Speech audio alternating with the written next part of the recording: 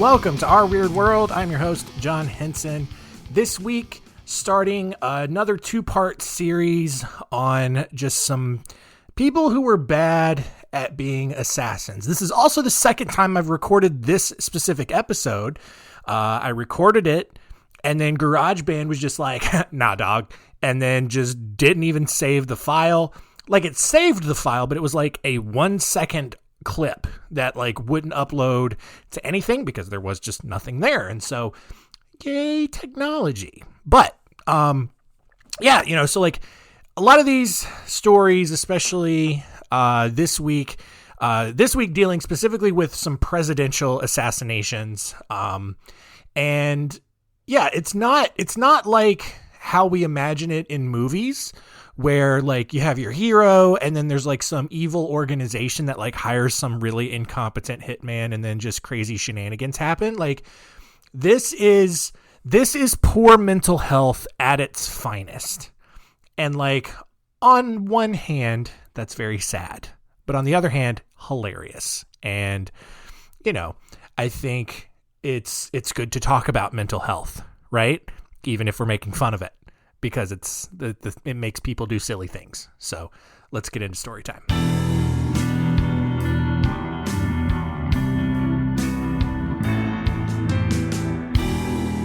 Story time. Covering 3 stories this week. We're looking at the stories of John Schrank, Giuseppe Zangara, and our first story here of Richard Lawrence, who was born in 1800 and then immigrated to the United States when he was 12 years old. He grew up to become a house painter, and by the time he was 32 in November of 1832, he had inhaled enough noxious paint fumes that he decided that he needed to move back to England, and then came back to the United States the next month because it was just too cold. And then he decided to not resume his life as a painter because he had become convinced that the government owed him a lot of money.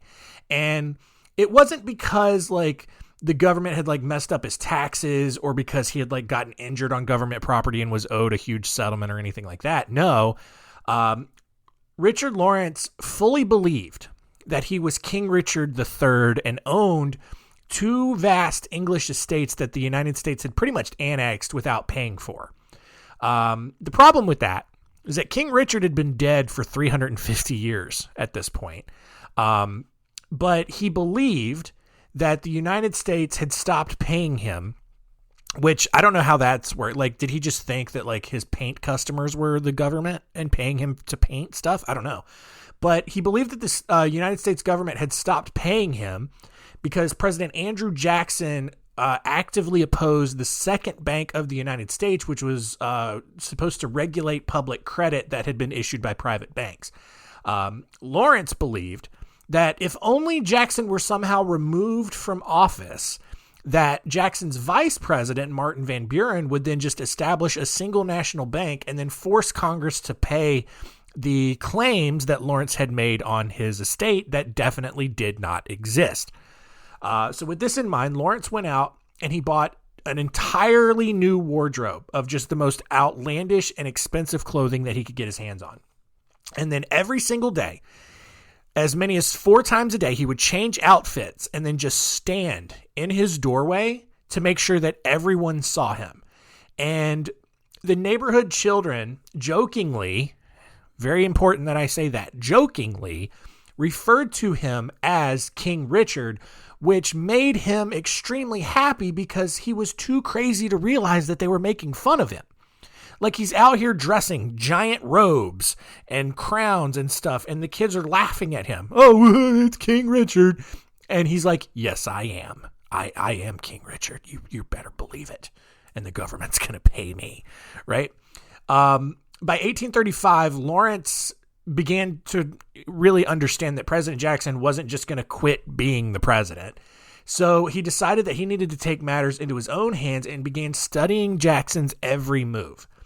And on January 30th, 1835, while Lawrence sat in his old paint shop just laughing maniacally to just no one in particular, he made just a groundbreaking realization.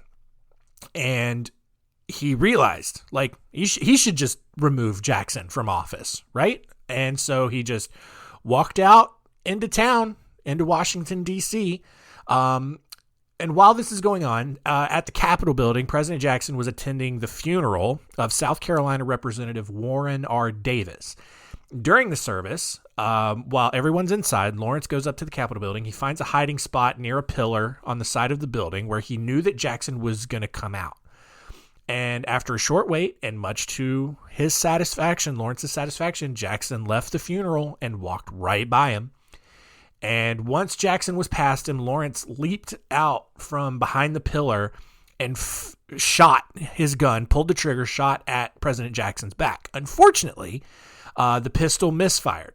But that's fine because Lawrence, he's crazy, but he is prepared. And so he pulls out his backup pistol, pulls the trigger. But that one also misfires.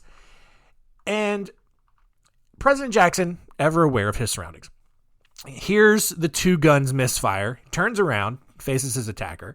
And at that moment, I would suspect that Lawrence had just this brief moment of clarity where he realized that he has just made a very big mistake and his entire plan has fallen apart.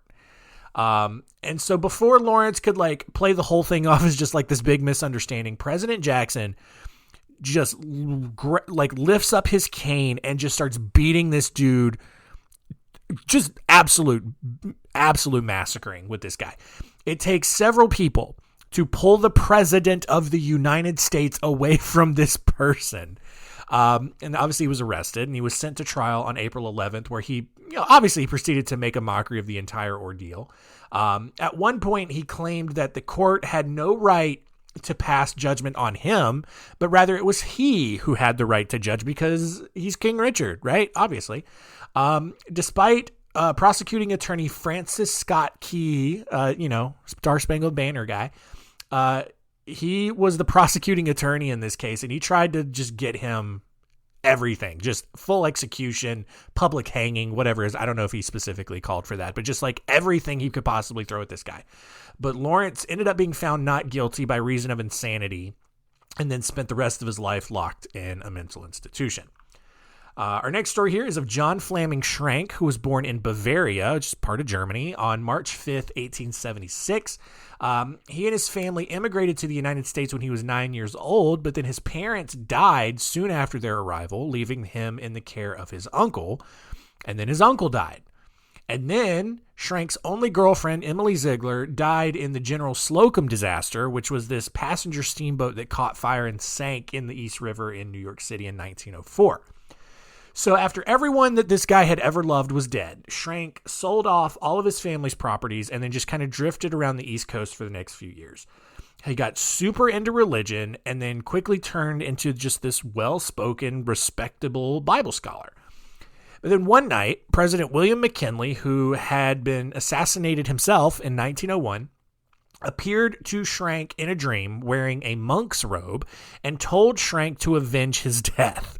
And then McKinley, in his dream, points to a picture of Theodore Roosevelt. Like Theodore Roosevelt had something to do with McKinley's assassination.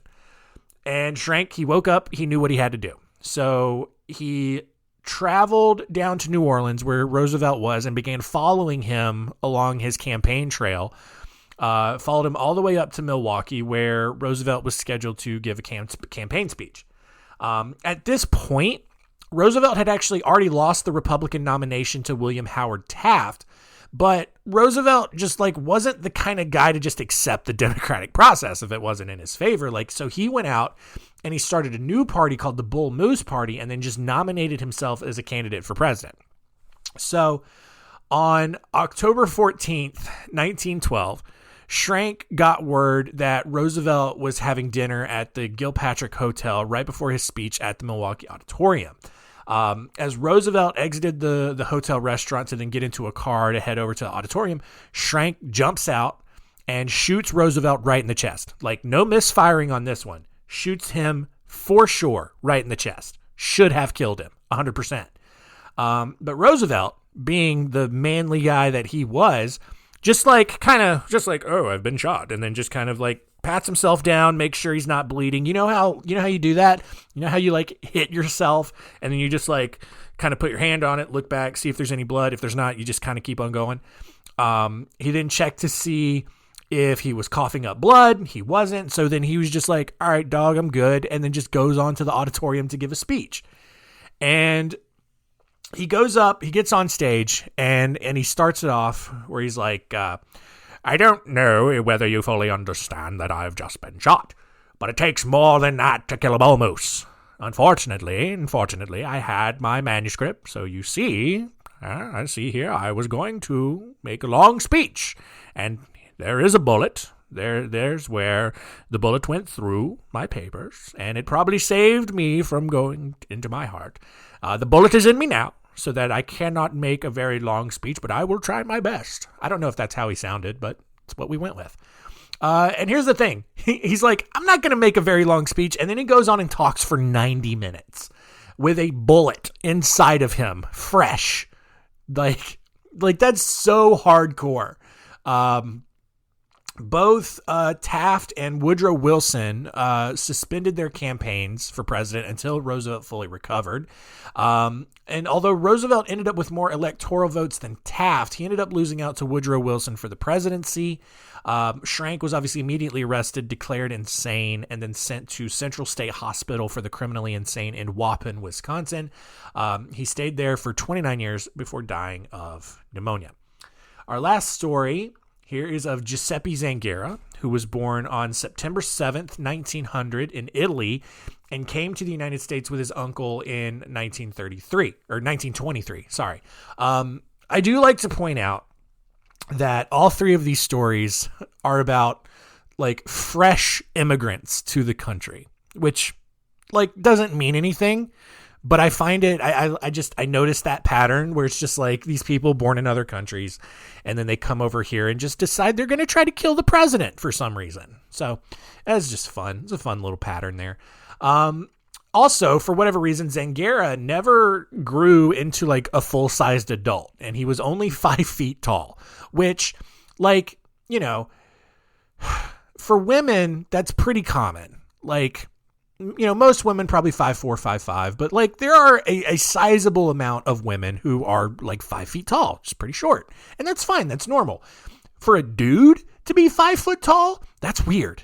Like that's real weird. Kind of creepy too. It's just like, were you just like a preemie whose mom smoked like 3 packs a day during your pregnancy? Like it's just, it's unnerving to see a guy that short, right? Like no offense to all the short kings out there, but there's a line, right? Like 5'7", 5'8", like, yeah, okay, you got a clear Napoleon complex and you're annoying as hell to be around, but you're not at least 5 feet tall. Like that's weird. That's a weird looking person. All right. Zangara, he worked in Miami as a bricklayer, but he developed problems with his gallbladder, and then a bad appendectomy left him with intense abdominal. I do this every time. I did this in the other recording too. For some reason, I see the word abdominal, and I want to say abdominable. I don't know why, but yeah, he had severe abdominal pain, severe mental delusions, and then my favorite issue of his, chronic flatulence. Dude's just walking and farting all the time. Like, you know how you get gassy and then maybe you like start walking or you go for a run and just every time your foot hits the ground, it just right? Does that happen to anyone else? Just me? Okay, that's fine. As his condition worsened, Zangara began to believe that President Herbert Hoover had been using his supernatural presidential wizard powers to cause all of Zangara's problems, obviously. Even more, Zangara refused to visit a doctor because he believed that they were all in bed with the federal government, picking and choosing who was healthy and who was not. So Zangara reasoned that the only way he was ever going to become fully healthy and be freed from all of his afflictions was to just kill the wizard president. So his plan was to buy a .32 caliber revolver for $8 from a pawn shop, which seems like a great deal, and then wait for the president to visit Miami. And like, that's not exactly the most elaborate idea, but like when wizards control your brain, like it's the best you're going to be able to do. Unfortunately for Zangara, Herbert Hoover lost, or like he wasn't running, or he had done his terms. I don't know. I didn't bother to look up that detail. But it doesn't matter because Hoover was leaving office by the time Zangara got around to getting his plan in place. However, on February 15th, 1933, new president Franklin Delano Roosevelt was in Miami to give a speech.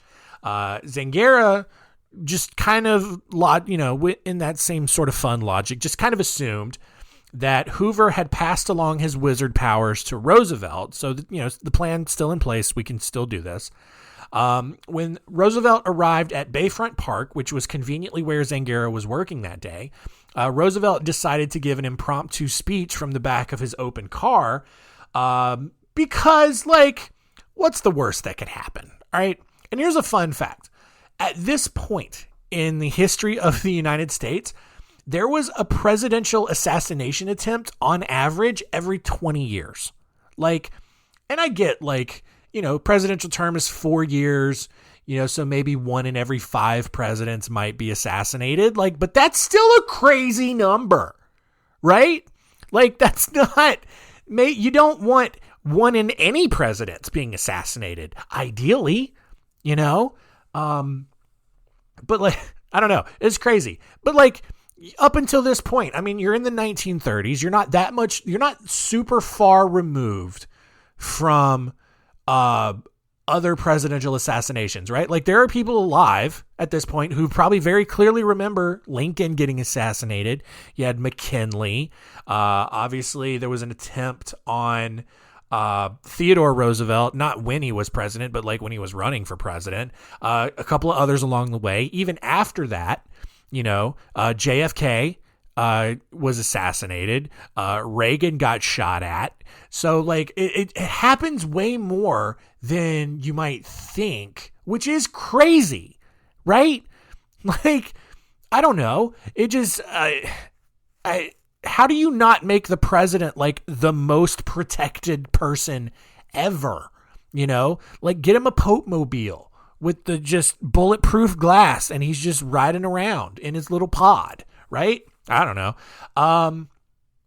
So Zangara, this is his opportunity. All right. He finds his way into the crowd and kind of looks for a spot to take his shot. Now, because he's only 5 feet tall, he could not see over the crowd, which, it's Miami, still generally a short crowd because there's a lot of Hispanics out there, but still can't see over them. All right. And look, here's the thing. That's not a racist statement.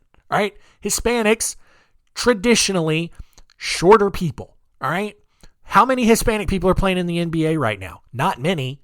All right. And if they are, they're point guards. So, look, that's just facts. All right.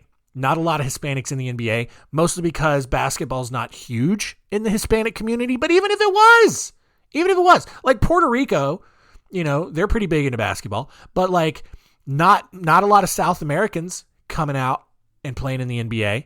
I don't know. Well, I don't know. Argentina's got a pretty decent team. You know what? I'm backing myself into a corner. The point is, all right, black people are very tall. They dominate basketball, not Hispanics. All right. Hispanics on average, pretty short. All right. I'm sure there's data to back that up. Anyway, thinking quickly, Zangara grabbed an old wobbly metal chair and placed it behind a lady wearing a large hat, like she's at the Kentucky Derby or something. And somehow this tiny, constantly farting, crazy looking man was able to just kind of weasel his way into the crowd, place a metal chair, and then just pull out a whole gun and fire the shot at the president. No one noticed this guy until the gun went off. Fortunately, the bullet missed Roosevelt, but ended up hitting Chicago Mayor Anton Cermak, who had decided to go down to Miami with the president because 1930 Chicago was way more dangerous at the time, right? It's just I got to get out of Chicago, go down to Miami. I'm tired of getting shot at, right? And then he still gets shot and he gets assassinated, which probably would have happened anyway because he's the mayor of Chicago, but whatever. Cermak ended up dying from complications of his bullet wound a couple of weeks later. Zangara was pretty quickly apprehended and convicted of 4 counts of attempted murder in conjunction with the 4 shots that he had fired before he got taken down. His sentence was then upgraded to first-degree murder once Cermak died, even though there was kind of some speculation that Cermak died from medical malpractice, but it's just easier to convict the guy that got him in that position in the first place than try to go through a whole medical malpractice suit.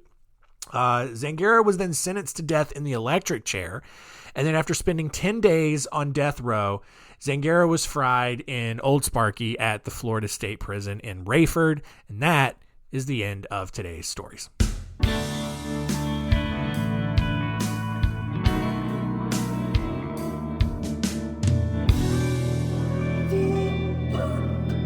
There you go. 3 silly little assassins. I like how that last story ended.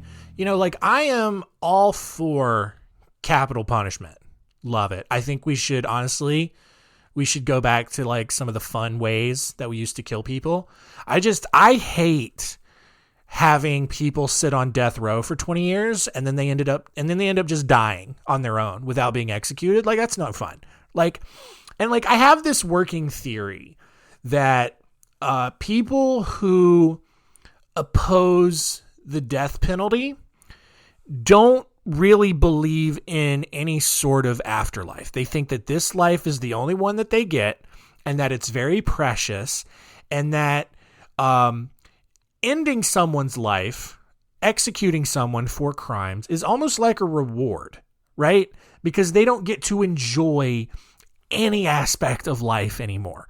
And that the real punishment of life in prison is that they have to spend the rest of their one life that they are guaranteed thinking about the hurt and the pain that they caused and all of the things that they messed up.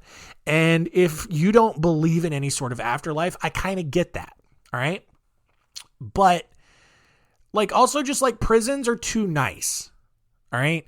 I think, like, if you're on death row, you get sent to just a bare concrete cell, no bed, nothing, just a hole to poop in. And that's it. You get a couple of slices of bread and some water every day until you die, because you have, like, once you commit like super heinous acts like murder, rape, molestation, whatever it is, like, you forfeit every possible human right that you can have, because you have destroyed multiple lives in this. All right. Because not just the victim, but this victim's families. All right. Irreparably damaged. All right. And we're just going to let people sit in prison. Oh no, they don't get to see people. Whoop-de-doo. All right. That's a reward for me. Oh, I don't have to deal with people anymore. Great. All I have to do is kill someone. Seems like a small price to pay. I'm not going to do it. All right. But like, you know, so that's the thing. And so like, and I think on the other hand, you have all of these conservative people generally more religious. Obviously, religious people believe in some sort of afterlife. And so, you know, it's like, hey, go ahead, kill them. Let them go on to the next thing. Hopefully they're just going straight to hell, which is even more punishment. Or they get that loophole. They ask for forgiveness. You know, they take the Ted Bundy route and become super religious, and then they go to heaven. And so now just heaven is full of serial killers and rapists who got right with God and got in at the last second. Fine, whatever. If that's the loophole you want to believe, sure. But I think that that's the weird sort of dichotomy that gets developed here in terms of the death penalty. But I love that Florida like let this guy sit on death row for just 10 days and then fried him in the electric chair. All right. I think, you know, forget lethal injections. All right. Like, just let's go back to quartering and breaking wheels and guillotines. All right. Let's make this some pay-per-view type stuff, right? Like, let's get serious with this. All right. Sure. This kind of gets into some Mad Max sort of crazy territory, but man, talk about, you want to reduce the national debt. Let's get some pay-per-view of some death row executions and make the pay-per-view something crazy like $500 a pop. All right. Let's see. And it's totally uncensored, full on. Let's watch some people who deserve it get absolutely wrecked. Right. And it's fun. Like, throw them in the Coliseum. All right. Let a bear or some like lions or something like just destroy them. Or let's put them on a breaking wheel, or let's quarter them. Let's do something and let's have a party. Let's make a party of this. All right. Just this Friday, you know, this Friday on pay-per-view, it's the execution of Leroy Smith. Smith, convicted of raping and molesting 18 children, is now getting what he deserves. Get on pay-per-view this Saturday. Nope, just kidding. I said Friday. Whatever day it is, who cares? $500. Watch a person get murdered. Right? Like, I don't know. I'd be interested. All right? Sounds like a great time. Justice being served, so sweet, right? Anyway, let's see what we learned today.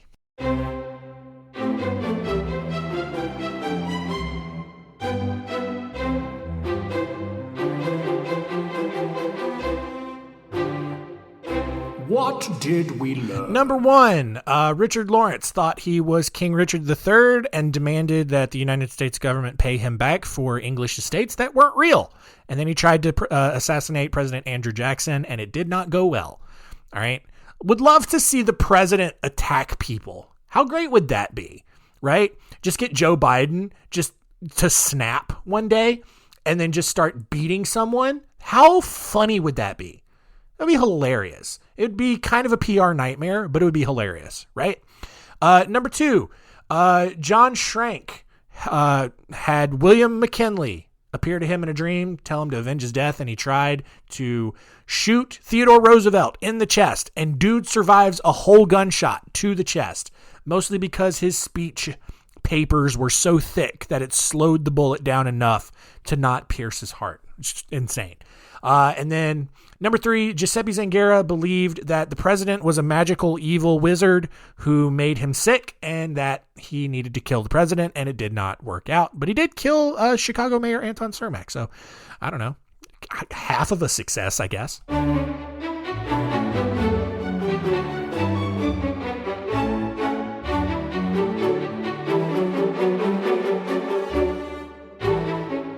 Next week on Our Weird World, we finish up our 2-part series here on some silly assassins with 3 more stories of just general people who just became unhinged. All right. We're looking at the stories of Giuseppe Fischi, Gavrilo Princip, and Eric Munter. Munter. I don't know how to say it. It's Muenter. Munter?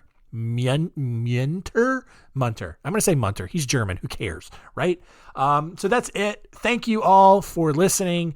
Keep telling all your friends and keep it weird.